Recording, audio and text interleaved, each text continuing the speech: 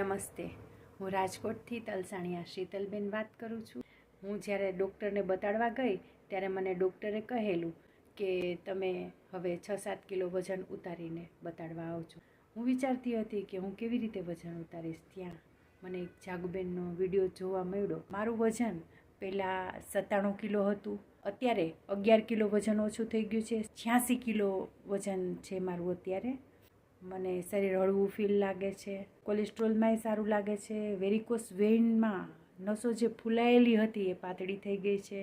પગમાં મારી નસો જાંબલી થઈ ગઈ હતી, એ પણ હવે મૂળ પોઝિશનમાં આવી ગઈ છે, ગ્રીન થઈ ગઈ છે નસો, પગની નસો.